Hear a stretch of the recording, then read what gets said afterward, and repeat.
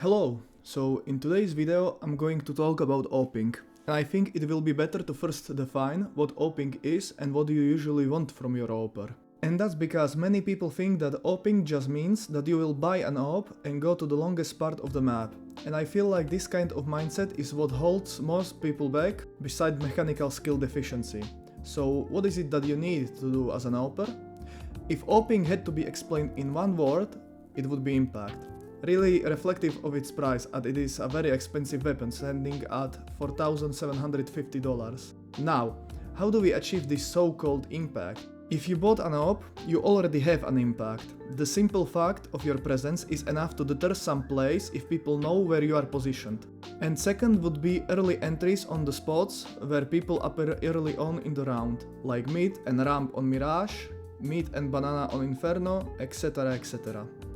Another goal of AWPing is holding positions, as walking into an AWPer's crosshair is basically a one-way ticket to heaven. So now, let's explain a little bit further. Let's start with your presence.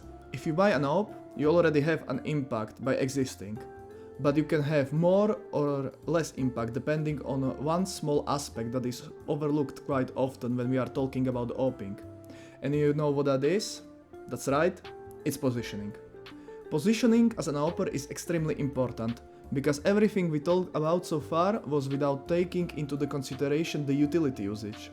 If you go into the window on Mirage every round, people will sooner or later figure out that they just need to smoke window, and with that alone they will take away your early round impact, which for you is extremely important, because if there is one weapon we could say exists to create a main advantage, it's AWP without question. And that is why you, as an AWPer, want to be always positioned in places where you can achieve early impact.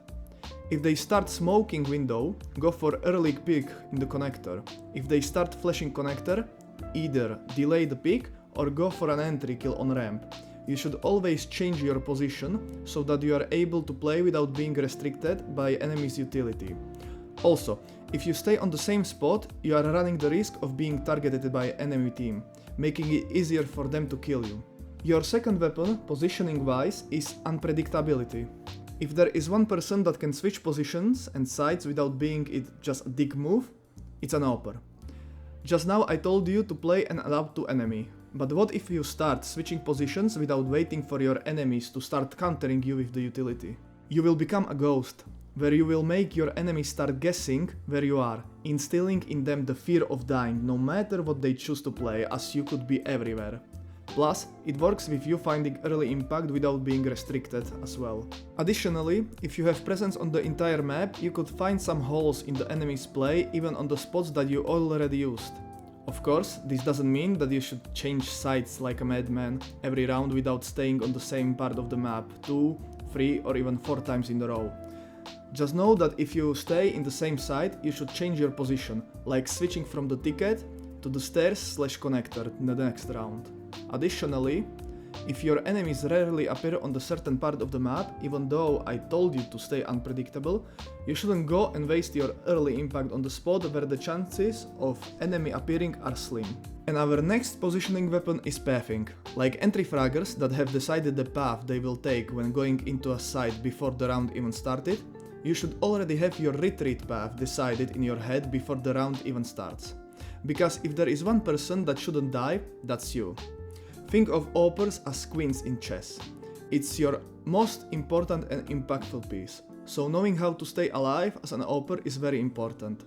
Of course, this doesn't mean that you should bait your teammates every round. So just decide a retreat path for every starting position that you take. And this doesn't mean that you should never repeat with AWP.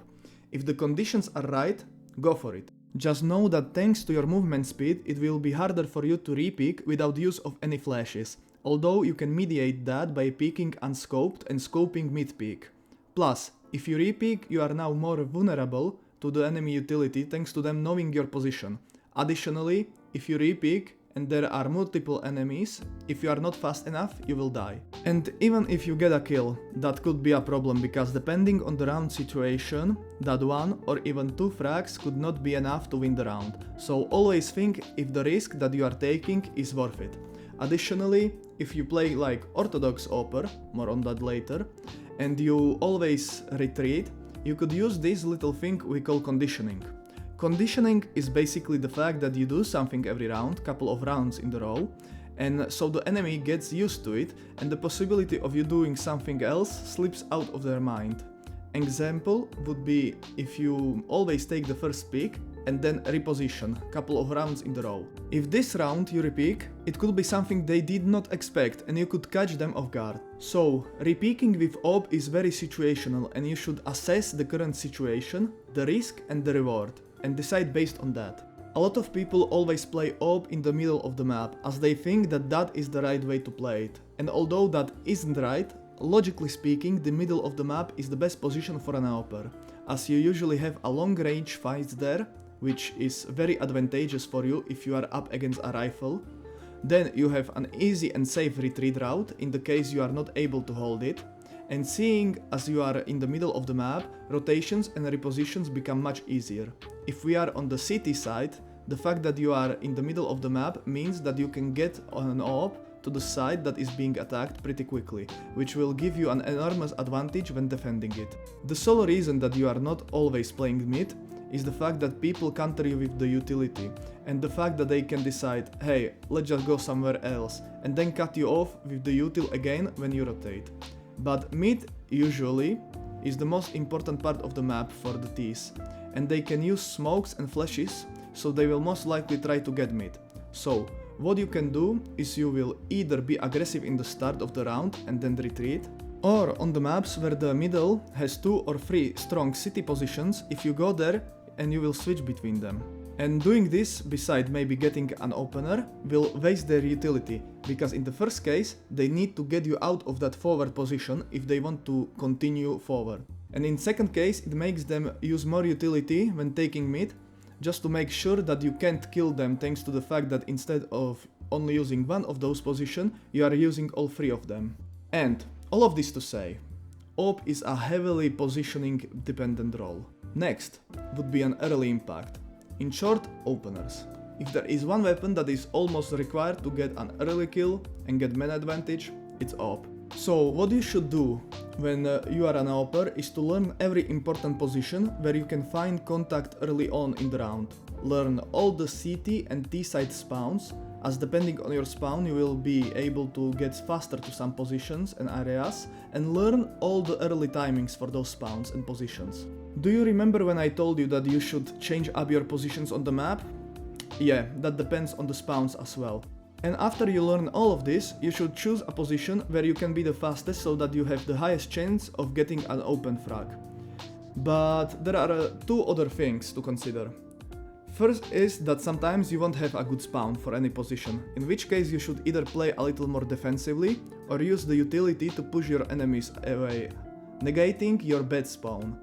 Just know that you should almost always go for an opener, but this doesn't mean that you should just rush into the enemies without thinking or be overly aggressive. The fact that you are supposed to get first kill doesn't mean that you should do so at the cost of your life. And the second thing that you should consider when early picking is the utility that is used by enemy. After a couple of rounds, you will get a gist of how your enemy uses the utility for different positions. So take that into the consideration and realize if you can push or need to stay more defensive. On the second note, what you need as an AWPer after the early round or after your first kill is patience. And this brings us to another role of yours, which is holding positions. And there are 2 main reasons why you should be better at it than your teammates. First is that you have a laser, 1 shot 1 kill into the body. You don't even need to hit the headshot.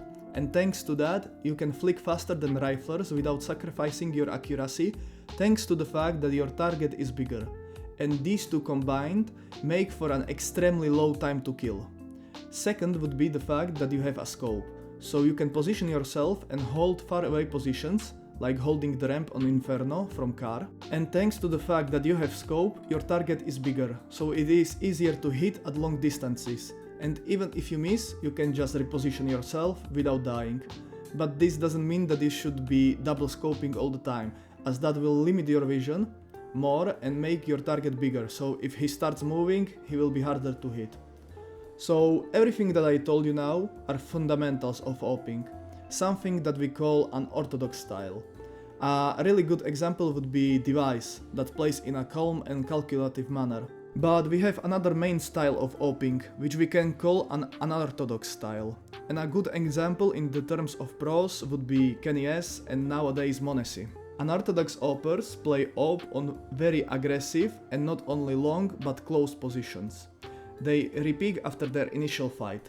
Of course, usually supported by utility, taking the concept of impact AWPing to a new level. And when you are playing this style of AWPing, what you need the most is insane mechanical skill and a really good movement. You need to be good at dancing around the angles and do some skill jumps like getting onto the catwalk on Mirage by jumping from window. Of course, this doesn't mean that these AWPers are brain-dead players, just going for the fight. They still stick to the basics, and of course they have insane pathing as well. But thanks to their insane aim, they can play up close because doesn't matter the distance, AWP will always be one shot one kill. But thanks to them playing like this, they are more often than not able to rack up an insane amount of kills. So now that you want to choose between these two styles, which one should you choose? Well, even if you have an insane aim and have a slick movement, I would still recommend the first playstyle. That of course depends on you. But for most people, the second style isn't an option, simply because of how insane and fast of an aimer you need to be. That being said, don't be afraid to experiment and try to cross the line. Try to find your own playstyle, as I think that AWPing is the second role with the most freedom of expression after in-game leading. So just try things for yourself, see what is working and what is not, and play based on that. But of course, learn the basics first. Now, how should you train the AWP? And the answer is to watch pro demos. As I mentioned Device before, I will mention him now again, as I think he is one of the best pros to be learning from. Because trying to replicate the playstyle from Monesi or Kenny S would be more counterproductive. As I said, you can cross the line, but learn the basics first. Then, of course, you need to train your aim, and you can achieve that by playing on community maps and trying to flick there. But there are two things that I will recommend. The first one being that you shouldn't just stay still when shooting. You should also try to move around, as in game you are not always stationary. And the second would be that when you are training, don't do those Kenny S flicks. If you can't hit the target, you are still training, you don't know how to flick that fast. Instead, go for slower flicks with high accuracy and slowly build up your speed. That way you will build up your aim solid, because flicking fast if you hit your target 2 times out of 10 is pretty much useless. And after that, go to the deathmatch and train against actual players. Next would be your movement. Even if you aren't on the aggressive spectrum of the AWPers, you will find yourself in close-up positions sometimes, so being able to jiggle and dance around the corners will be very helpful. Also, learning some skill jumps can improve your positioning on certain part of the maps to an insane degree. So for the first one, getting used to jiggling by doing it during your warm-up will probably be more than enough. You just need to know how much of your body will be seen if you jiggle an angle, besides getting used to moving around the small space. And for the skill jumps, you can watch some YouTube videos and go into the practice and try them out there. Okay guys, so that will be everything for today's video. If you liked it and it was helpful, leave a like and subscribe. And write me in the comments what I should do next. See ya!